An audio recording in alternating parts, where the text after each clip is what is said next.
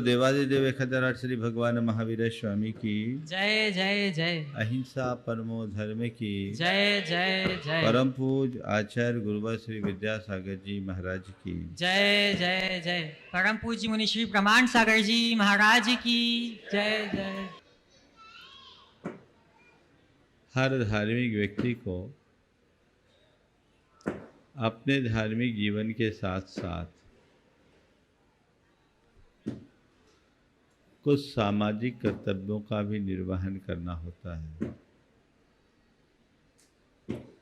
अगर व्यक्ति धार्मिक जीवन के साथ सामाजिक कर्तव्यों का ठीक रीति से निर्वाह करता है तो धर्म भी फलता है और समाज भी समृद्ध होता है। कल मैंने एक बात कही थी, धर्म समाज को अनुशासित करता है तो समाज धर्म को संरक्षण देता है। सामाजिक संरक्षण के बिना धर्म की परंपरा आगे नहीं बढ़ सकती और धार्मिक अनुशासन के बिना समाज कभी संवर नहीं सकता। इसलिए हमें जितना ध्यान हम अपने धार्मिक कर्तव्यों की पूर्ति के लिए लगाते हैं, अपने सामाजिक कर्तव्यों के लिए भी हमें उतना ही ध्यान रखना चाहिए। सम्यक दर्शन के अंगों में उपगोहन, स्थितिकरण, वात्सल्य और प्रभावना जैसे अंग हमें इसी दिशा में उत्प्रेरित करते हैं। और ये बड़ा अनुभव सिद्ध बात है कि जिस व्यक्ति के हृदय में आध्यात्मिक चेतना जगती है उसका व्यवहार भी बड़ा सरस और विनम्र होता है। आचार्य कुंद ने स्थितिकरण अंग के संदर्भ में बात की कि खुद को धर्म के मार्ग में स्थिर रखते हुए औरों को जो धर्म मार्ग में टिकाता है वही स्थितिकरण अंग से युक्त सम्यक दृष्टि कहलाता है। आज हम एक कदम और आगे बढ़ रहे हैं। स्थितिकरण के बाद है वात्सल्य। वात्सल्य शब्द वत्स से बना है। वत्स का अर्थ होता है बछड़ा। गाय का जैसे अपने बछड़े के प्रति आंतरिक अनुराग होता है, वैसे ही व्यवहार में अपने साधर्मी जनों के प्रति वात्सल्य भाव रखना सम्यक दर्शन का एक विशेष अंग माना जाता है। जब हम व्यवहारिक वात्सल्य की बात करते हैं, आपस में परस्पर प्रेम सद्भाव के साथ रहने की बात करते हैं, आचार्य कुंद कह रहे हैं तुम अपने भीतर वात्सल्य जगाओ तो तुम्हारे व्यवहार में वात्सल्य अपने आप जग जाएगा। वे इसे एक अलग तरीके से व्याख्यायित करते हुए हमारा मार्गदर्शन करते हैं। जो कुनदिवच्छलतम तिन्नम साहून मोखमगम्मी सोबच्छल भाव जुदो सम्मादिठी मुने अब्बो। जो वात्सल्यपना रखता है किन में? तिन्नम साहून, तीन साधुओं के प्रति। तीन साधु कौन है? पंच परमेष्टि में साधु रूप में कौन है? आचार्य, उपाध्याय और साधु। जो आचार्य, उपाध्याय और साधुओं के प्रति तथा मोक्षमगम्य, मोक्ष मार्ग में वात्सल्य भाव रखता है, यानी स्नेह और अंदर का अनुराग रखता है, वो वात्सल्य भाव से युक्त सम्यक दृष्टि जानना चाहिए।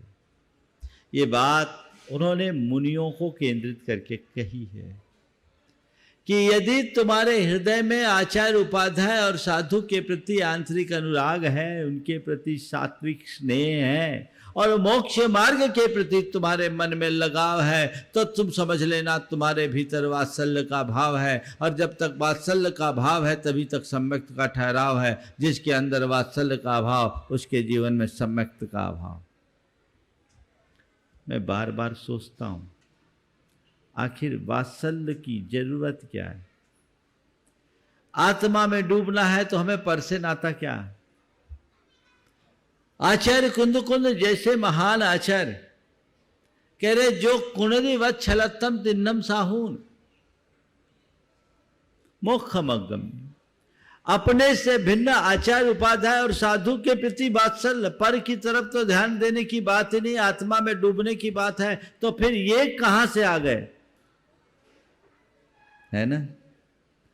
कहते ध्यान रखना, आत्मा में डूबना यदि तुम्हारा लक्ष्य है तो जो आत्मा में डूबने के मार्ग में लगे हैं उनके प्रति अनुराग तुम्हारा स्वाभाविक रूप से होगा ही होगा। एक सम्यक दृष्टि दूसरे सम्यक दृष्टि को देखकर आनंदित होगा ही होगा। एक साधक दूसरे साधक को देखकर आनंदित होगा ही होगा। हालांकि धर्म और नीति कहती है कि अपने समकक्ष को देखकर हर्षित हो, उसे उसके प्रति प्रेम प्रकट करो। लेकिन आज का व्यवहार दिखता है कि लोग समकक्षों से ईर्ष्या रखते हैं, है ना? अपने बराबरी के किसी को देखकर मन में ईर्ष्या भाव होना अज्ञानी की पहचान है, और अपने बराबरी के व्यक्ति को देखकर हर्षित होना, प्रेम प्रगटाना ज्ञानी के लक्षण। अपने भीतर के वात्सल्य भाव को जगाओ। ये क्यों? क्योंकि उनके प्रति वात्सल्य भाव जगाने से हमारे भीतर भी उस मार्ग पर चलने का उत्साह जगता है। आचार्य जयसेन महाराज के सामने इस संदर्भ में एक सवाल आया कि आत्मा में डूबने की बात है, सीधे आत्मा में डूबने की बात करिए, ये आचार्य उपाध्याय साधु की बात बीच में क्यों आ गई? पंचपरमेष्टि की बात क्यों आ गई? तो उन्होंने बहुत ही सुंदर उदाहरण दिया और कहा कि देखो, अगर किसी का विवाह बहुत दूर देश में हुआ हो और वहां उसकी प्रिया रह रही हो और बहुत लंबे समय से एक दूसरे से मिलना नहीं हुआ हो, चाहते हुए भी कोई कम्युनिकेशन का साधन ना हो। आज तो बहुत इजी है, लेकिन आज से 50 वर्ष पीछे चले जाओ, कोई कम्युनिकेशन का साधन नहीं, दूर देश में वो रह रही है, आप कहीं वो कहीं, और वहां से कोई व्यक्ति आया है, उससे मिलकर आया है, तो ऐसे व्यक्ति से मिलने का भाव होता है कि नहीं होता है? बोलो, होता है? उससे मिलकर हर्षित होते हो कि नहीं होते हो? अरे आप गए थे, क्या हाल है? हाँ हाँ बहुत सब कुछ ठीक है, मेरे लिए क्या कहा? बस सब कुछ ठीक है, आपकी चर्चा कर रहे थे, यही ना? हम गए नहीं, मिल नहीं पाए, लेकिन जो मिल करके आया उससे मिलने का भी एक आनंद होता है, होता है। तो तुम्हारी प्रिया, तुम्हारी चेतना बहुत दूर है, अंदर के देश में रह रही है, आज तक हम वहां पहुंच नहीं पाए, उसकी हमें कोई खोज खबर नहीं मिल पा रही, हम पहुंच नहीं पाए, तो कोई बात नहीं। जो आत्मा से मिलन नहीं कर पाया, जो अपनी चेतना से मिलन नहीं कर पाया, वो उनसे मिलकर के भी आनंदित होता है जो अपनी चेतना से मिलकर आए हैं। वो आचार्य उपाध्याय साधु हैं जो आत्मा से मिलन करके आए, उनसे आत्मा का संवाद मिलता है तो मन हर्षित होता है, स्वाभाविक वात्सल्य का भाव उमड़ता है। अनुराग होना ही चाहिए। मैं जहां नहीं पहुंच पाया हूं वहां पहुंचाने वाले यदि मुझे मिल रहे हैं, वहां पहुंचने वाले मुझे मिल रहे हैं, वहां का समाचार मुझे दे रहे हैं, वहां का संदेश मुझे सुना रहे हैं, तो ये मेरे हृदय के लिए तो अपार खुशी की बात है ना? अब आप लोग जाते हो, घर जाओगे, हाँ महाराज से मिले थे, हाँ मिले थे, महाराज ने हमारी चर्चा की थी, हाँ आपने हमारी नमस्ते बोल दी थी, क्या हुआ, है ना?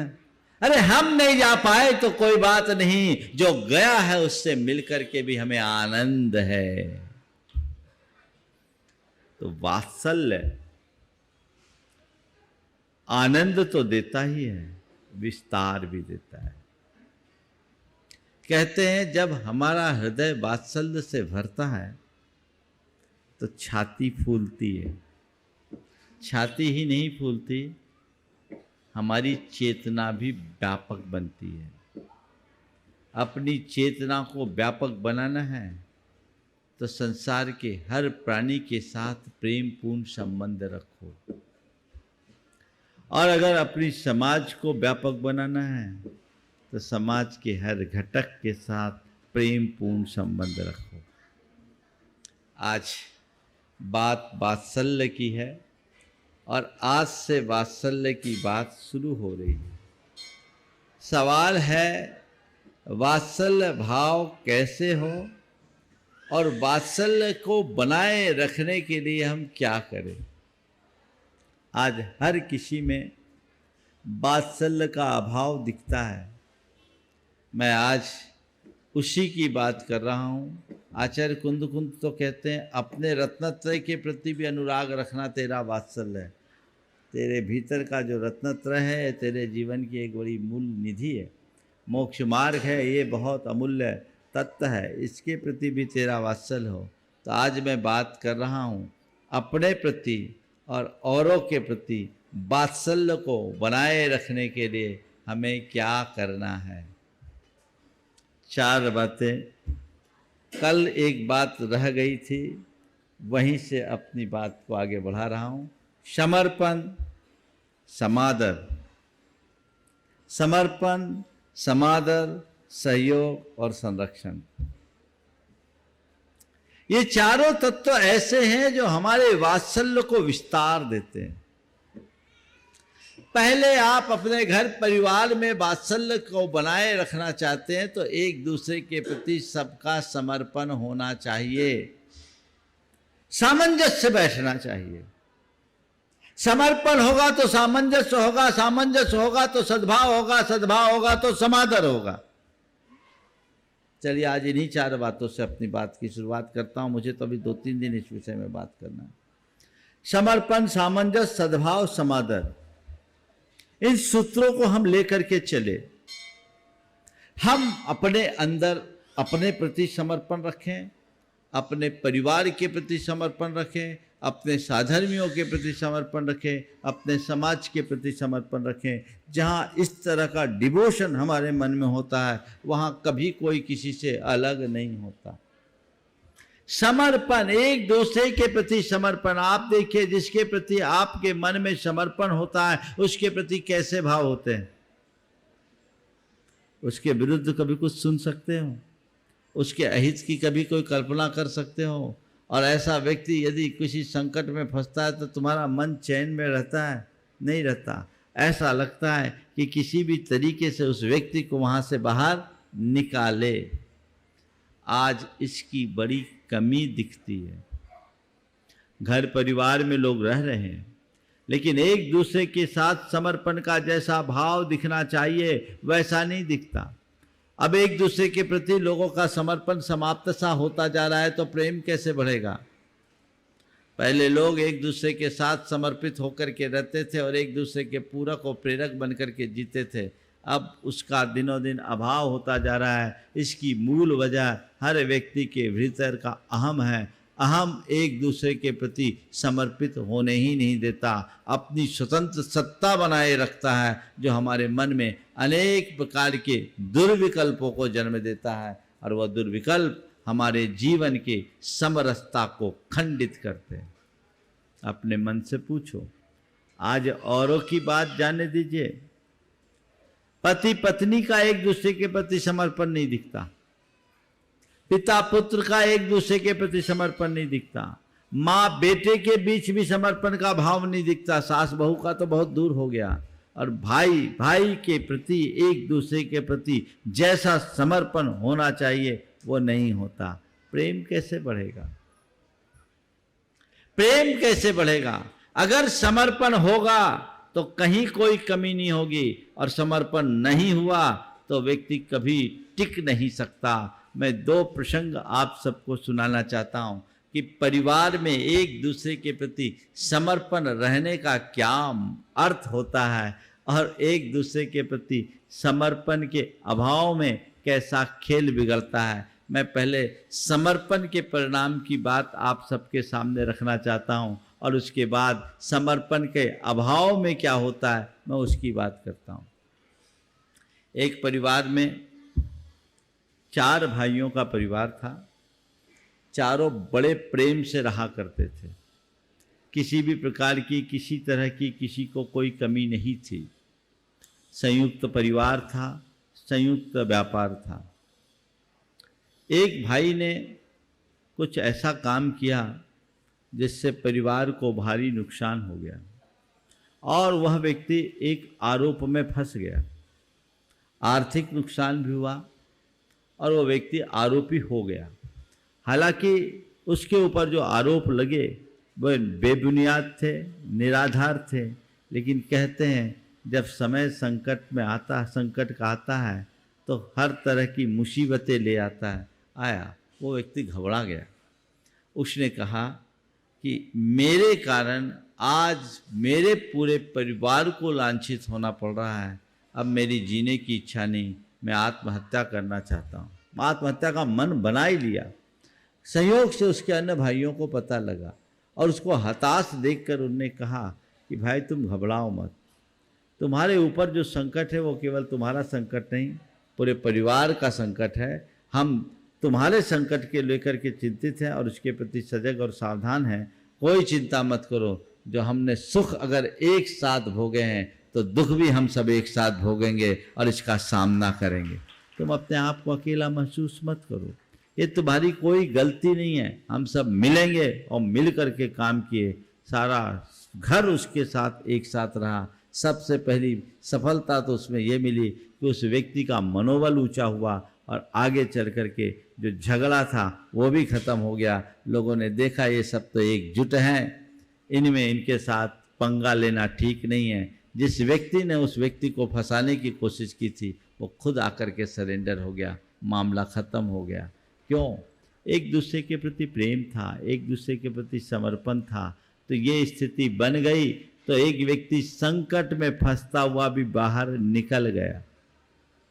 और यदि इसकी जगह दूसरा कोई हो, किसी के ऊपर संकट आए, बाकी लोग अपना पल्ला झाड़ ले, किनारा काट ले, भैया हमको कोई लेना देना नहीं है, तो सामने वाला कमजोर हो जाता है, टूट जाता है, उसकी स्थिति बहुत भयानक हो जाती है। और ऐसा अक्सर देखने में आता है। किसी के ऊपर कोई परेशानी आए, भैया तुम जानो, तुम्हारी बात तुम जानो, तुम ही झेलो, हम इसमें कोई सहयोग तुम्हारा नहीं कर सकते।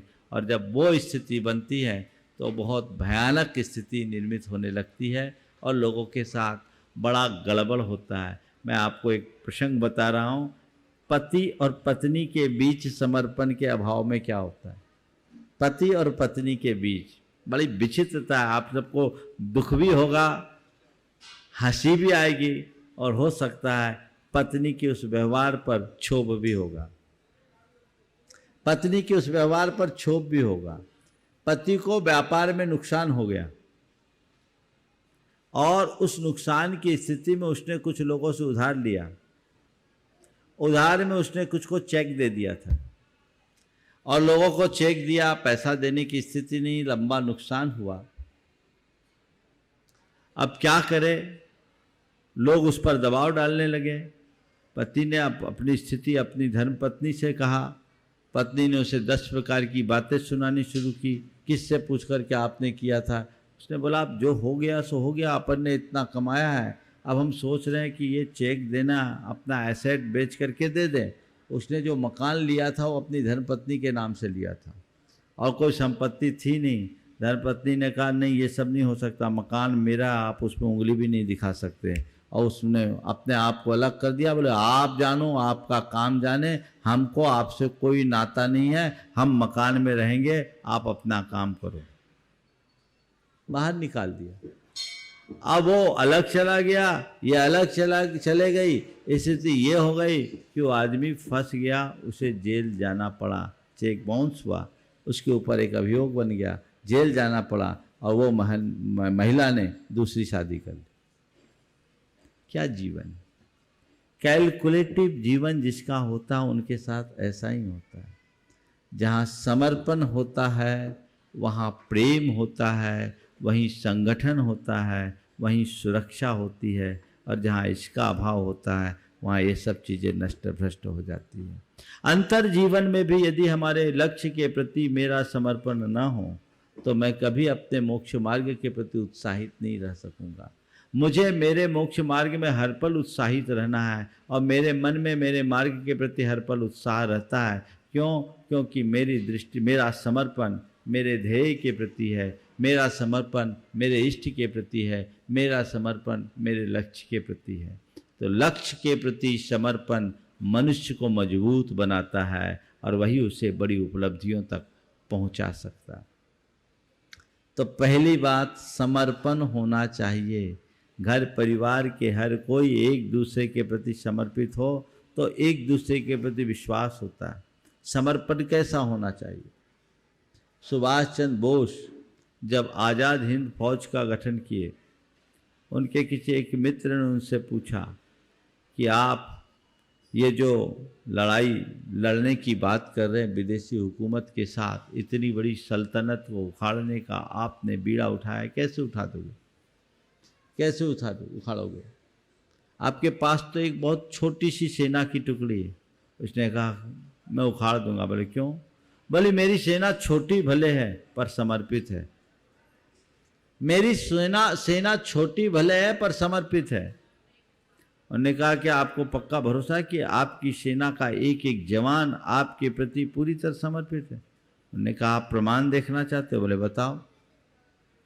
अपने घर के बाहर की लान में खड़े होकर वो बात कर रहे थे, और एक संतरी तीसरे मंजिल पर खड़ा होकर के पहरा दे रहा था। कहते सुभाष चंद्र जी बोस ने नीचे से ही आवाज लगाई और कहा ऊपर से जितनी जल्दी संभव है नीचे आ जाओ। ऊपर से जितनी जल्दी संभव है नीचे आ जाओ। उसने फट से ऊपर से छलांग लगा दिया और बोस साहब ने उसे झेल लिया। यह है समर्पण, ये समर्पण है। उन्हें विश्वास हो गया कि ऐसा हो सकता है। तो आज इसकी बड़ी कमी है। आप धर्म के प्रति समर्पण रखिए, मार्ग के प्रति समर्पण रखिए, समाज के प्रति समर्पण का भाव रखिए, और परिवार के प्रति समर्पित रहिए, तब अपने जीवन को आगे बढ़ा सकेंगे। दूसरा है सामंजस्य। एक दूसरे के मध्य तालमेल होना चाहिए, कोऑर्डिनेशन होना चाहिए, और कॉम्बिनेशन भी बना करके चलना चाहिए। आजकल सामंजस्य की बड़ी कमी हो रही है। लोगों के मध्य बड़ा असामंजस्यपूर्ण व्यवहार देखने में आता है। लोग एक दूसरे के साथ एडजस्टमेंट नहीं कर पाते हैं। उसके कारण बड़ी खींचातानी है। परिवार में 4 लोग हैं, चारों के अपने अपने विचार हो सकते हैं, चारों की अपनी अपनी सोच और अलग अलग रुचि हो सकती है। उसमें कोई बुराई नहीं, वो होने दीजिए। लेकिन अलग अलग होने के बाद भी अंदर की कड़ी एक होनी चाहिए, सामंजस्य होना चाहिए। आज हम अपने हाथ को देखें, हमारी 5 उंगलियां अलग अलग है कि नहीं है? है। लेकिन ये हमारा हाथ अपना काम कब कर पाता है? जब 5 उंगलियां आपस में सामंजस्य बना करके चलती है।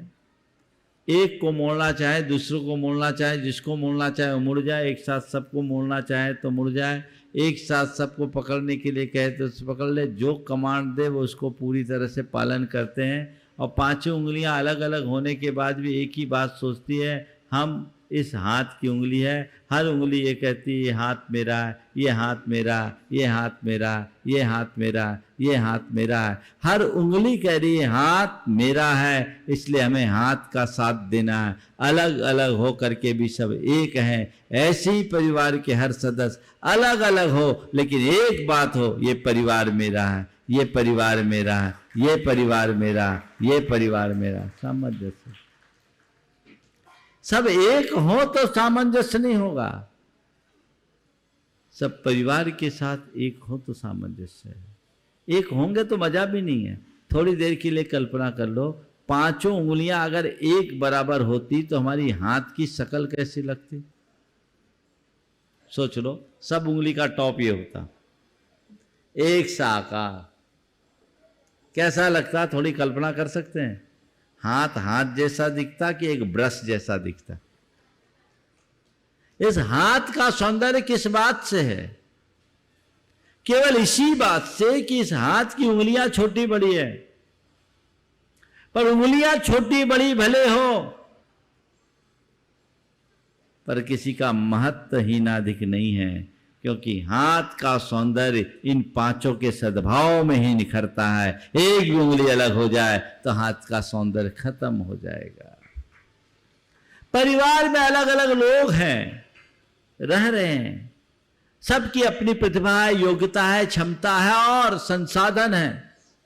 सबकी अपनी रुचि है, सबकी अपनी चिंतन धारा है, सबकी अपनी प्रवृत्ति, सब अलग अलग है, लेकिन है किसके? हाथ के। ये परिवार के साथ भी, ये समाज के साथ भी है किसके? सब हाथ के।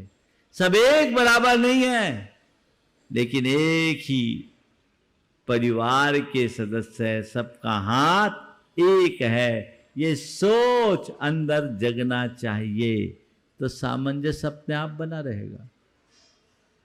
आपने सितार को देखा? 7 तार होते हैं, सातों तार अलग अलग होते हैं, सातों तार अलग होते हैं, लेकिन जब उनमें अपनी उंगलियां चलाई जाती है तो सातों तार एक स्वर में बोलते हैं। सातों तार की आवाज एक होती है। अगर सातों तार अलग अलग राग अलापना शुरू कर दे तो क्या होगा? वो सितार होगा कि सिरदर्द होगा? क्या होगा? उसका कोई मजा है नहीं। सितार का संगीत तभी उभरता है जब सातों तार अलग अलग होने पर भी समवेत स्वर छोड़ते हैं। तो ये समवेत स्वर क्यों छोड़ते हैं? क्योंकि अलग होने के बाद भी उनका इंटरनल एडजस्टमेंट है, आपस में कोऑर्डिनेशन या कॉम्बिनेशन बना हुआ है। सब अपने अपने साथ मिलकर एक साथ स्वर छोड़ते हैं, संगीत उभरता है। तुम्हारे घर परिवार में अलग अलग सदस्य हों, समाज में अलग अलग लोग हों, लेकिन जब भी उस पर उंगली चलाए सबका स्वर एक होना चाहिए। यही सामंजस्य है। जहां सामंजस्य है वहीं आनंद है। तो इस सामंजस्य को बढ़ाना चाहिए। कई बार लोगों में आपस में इतनी खींचातानी होती है कि उनमें सामंजस्य बिठाना बड़ा मुश्किल होता है। ये सामंजस्य को रोकने वाला कौन है? हमारे मन का ईगो, अहंकार। ये सबसे बड़ा शत्रु है। हर क्षेत्र में हमारी प्रगति का अवरोधक है अहंकार। हमारी सारी प्रगति अहंकार के कारण रुकती है। जहां भी जैसी भी स्थितियां बनती, निमित्त आता है, हमारा मन उससे प्रभावित हो जाता है और हमें रोक देता है। सामंजस्य नहीं हो पाता। असामंजस्य क्यों होता है? हम कुछ चाहते हैं, सामने वाला कुछ चाहता है, और हम चाहते हैं सामने वाला मेरे हिसाब से चले, सामने वाला चाहता है वो मेरे हिसाब से चले। तनातनी हो जाती है, सामंजस्य टूट जाता है, और फिर क्या होता है? घर परिवार की बातें अदालतों में आती है और फिर एक के दो हो जाते। यही है ना इसकी जड़? ईगो। अगर इसकी जगह ये थोड़ी सी सोच हो जाए, चलो कोई बात नहीं, हम नहीं तो तुम सही, हम नहीं तो तुम सही, मेरा नहीं तो तेरा सही, क्या कठिनाई है? अगर हमने अपने ईगो को गौन कर दिया तो सारी सारी समस्याएं खत्म। पर महाराज ईगो को गौन कैसे करें? ईगो को गौन कैसे करें? फिर लोग क्या कहेंगे? आपने कभी सोचा आपके अंदर पलने वाला जो ईगो है वो है क्या? पता है? ये सब अज्ञान की परिणति है। हर मनुष्य ने अपने एक काल्पनिक छवि गढ़ रखी है, एक काल्पनिक छवि जो हम है नहीं, हमने अपने आप को वैसा मान रखा है। और उस हमारे द्वारा गढ़ी हुई छवि पर जब आंच आती है तो हमारा मन तिलमिला जाता है, और ये आना ही है। और जब मन तिलमिलाता है तो फिर तकलीफ होती है, तब अनेक प्रकार की विकृतियां उत्पन्न होती है। हम ऐसा कैसे करेंगे? अरे इसमें तो मुझे ये हो जाएगा, मेरा नुकसान हो जाएगा, उसको फायदा हो जाएगा। भैया थोड़ा सोचो तो सही, तुम अपने आप को मानते क्या हो? मैं बड़ा हूं, आता है। मैं घर का मुखिया हूं, आता है। मैं पति हूं, आता है। ये मैं पत्नी हूं, आता है। मैं पढ़ा लिखा हूं, मेरे पास डिग्री है, मैं बहुत कमाता हूं, मेरी समाज में एक अलग रेपुटेशन है। ये सब क्या है? ये क्या, यही ना परेशान करता है? क्या ये तुम हो? समझने की बात केवल इतनी सी, क्या जो तुम अपने आप को मान रहे हो वो तुम हो? मैं बड़ा हूं, कब से बड़ा हो गया? मैं बड़ा हूं, कब से बड़ा हो गए? उससे पहले मेरा जन्म हुआ इसलिए बड़ा हूं। तो तेरे पहले जितने जहां जन्म हुआ वो क्या हो गए? वो तुमसे बड़े थे कि नहीं? तुम अपने आप को बड़ा क्या मानते हो? और हकीकत में देखा जाए तो तेरा जन्म ही नहीं हुआ तो तू बड़ा कहां से हुआ? न तेरा जन्म है न तेरा मरण है। आज तू अपने आप को बड़ा मानता है, कल तुझे छोटा होते देर नहीं लगेगी। अरे मेरे पास मेरा रुतबा है, मेरा प्रभाव है, मेरे पास संपत्ति है, मेरे साथ संपदा है। ये किसकी है? तेरी है। ये सब जड़ है। अपनी इस काल्पनिक छवि से बाहर निकलिए।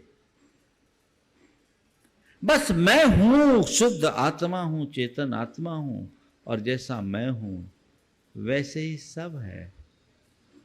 मुझ में और संसार के अन्य प्राणियों में रंच मात अंतर नहीं है।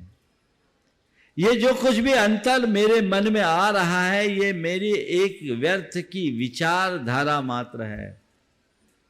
मेरे मन में पलने वाली एक व्यर्थ कल्पना मात्र है। उस कल्पना से प्रेरित होकर के मैं ये कृत्य करता आ रहा हूं। लेकिन ये सब है कहां? ये तो टिकने ही वाले नहीं है, छूटने वाले हैं। मैं कहां हूं? खत्म। फिर अहंकार कहां? जब मैं अपने आप को औरों से श्रेष्ठ मानता हूं तो उस श्रेष्ठता को साबित करने में अपनी पूरी ताकत झोंक देता हूं। और जब हमें ये लगने लगता है कि हम ये सब समान हैं तो अपने आप को और बेहतर साबित करने की कोई चेष्टा करने की ज़रूरत ही नहीं पड़ती। अपने आप समता आती है, सामंजस्य आ जाता है। परिवार में भी लोगों को यही सोचना चाहिए कि हम घर परिवार में एक दूसरे के साथ रहें, लेकिन अपने संबंधों के मध्य ईगो को अलग कर दें। सामंजस्य अपने आप बैठ जाएगा, बिठाने की ज़रूरत नहीं पड़ेगी। एक दंपति के बीच तलाक की स्थिति आई, मालूम क्यों आई? क्यों आई? आप लोग भी हंसोगे और आज के पढ़े लिखे लोगों के पागलपन पर आश्चर्य होगा। पत्नी की सैलरी 45 लाख के पैकेज की थी और पति कुल 25 लाख के पैकेज में था। पत्नी बार बार रुआब झाड़ती थी कि देखो तुमसे अच्छी सैलरी मेरी है, मेरा पैकेज ज़्यादा है, तुम्हें मुझसे नीचे रहना चाहिए। अब बताओ, अगर पति और पत्नी के बीच केवल पैसा ही सब कुछ हो जाएगा तो संबंध टिकेंगे कहाँ? पैसे से आंका जा रहा है। स्थिति बहुत भयानक हो गई। पत्नी को बड़ा रुआब रहता था, वो अपने पति को कमतर आंकने की कोशिश करती थी क्योंकि वो IITian थी और ये सिंपल इंजीनियरिंग किया हुआ था। और इन दोनों के बीच संबंध हुआ। अपने IITian होने का रुआब झाड़ना, मेरा पैकेज इतना ये बताना और पति को कमतर आंकना, आखिर कब तक चलेगा? ये क्या है? यही अज्ञान, यह अहंकार। जबकि पढ़े लिखे लोगों को इन सब बातों में थोड़ा और गंभीरता रखनी चाहिए कि ये सब चीज़ें तो केवल जीवन निर्वाह की चीज़ें हैं। डिग्री मनुष्य के लिए कारगर नहीं है, मनुष्य के जीवन का अनुभव ही उसके काम में आता है। काश लोग इसे समझ लेते तो कभी कठिनाई नहीं होती। बल्कि होना तो ये चाहिए कि यदि पति की सैलरी कम है, पत्नी की सैलरी अधिक है, तो पत्नी अपने व्यवहार से कभी ये साबित ना होने दे कि पति को कहीं ऐसा लगे मैं कमतर हूँ, उसको इन्फीरियर फील नहीं होना चाहिए। यह है ना रास्ता, इन्फीरियरिटी का फील ही नहीं होने देना चाहिए। एक बहन ऐसी है, उसने अपनी सर्विस छोड़ दी, 40 लाख का पैकेज था, नोएडा में थी, सर्विस छोड़ दी। बोले क्यों? बोले महाराज जी 2 कारणों से छोड़ी। बोले हमारे श्रीमान की सैलरी मुझसे कम थी, मैं सैलरी लेके आती थी और हर महीने ज्वेलरी खरीदती थी, मेरा अहंकार बढ़ता था। फिर मेरी एक बच्ची हो गई, मुझे लगा जॉब के कारण मैं अपनी बच्ची के साथ न्याय नहीं कर पा रही हूँ, मेरे पास जितना है वो मेरे लिए कम नहीं है, मेरे पति का पैसा है बहुत है, हमारी ज़्यादा इच्छाएं नहीं हैं, हमारे ज़्यादा खर्चे नहीं हैं, हमें क्या करना, छोड़ दिया। आप कहोगे वो पागल होगी, लेकिन वो खुश है। उसने एक बहुत अच्छी बात की, पहले महाराज जिस दिन मुझे सैलरी होती मिलती थी मैं कोई ज्वेलरी खरीद करके खुश होती थी, अब मैं घर में रहती हूँ हर पल खुश रहती हूँ। इतना बड़ा अंतर है। ज्वेलरी की खुशी कुछ पल की, लेकिन घर में समय बिताने की खुशी हर पल की। आप किसे चुनना चाहते हैं? सामंजस्य होना चाहिए, एक दूसरे के प्रति सद्भाव होना चाहिए। सद्भाव यानी हर कोई को एक दूसरे के प्रति अच्छा सोचना चाहिए, भला सोचना चाहिए, उसका बुरा नहीं सोचना चाहिए। और यदि कहीं कोई कुछ कह भी दे तो समझना चाहिए कि वो मेरे भलाई के लिए। सद्भाव रखो, दुर्भाव नहीं। कई बार लोग होते हैं जो सद्भाव को भी दुर्भाव के रूप में देख लेते हैं, और कई लोग ऐसे होते हैं जो दुर्भाव दिखता है उसे भी सद्भाव के रूप में देखते हैं। एक व्यक्ति को एक ने जाके हड़का दिया, अपने भाई के विरुद्ध भड़का दिया।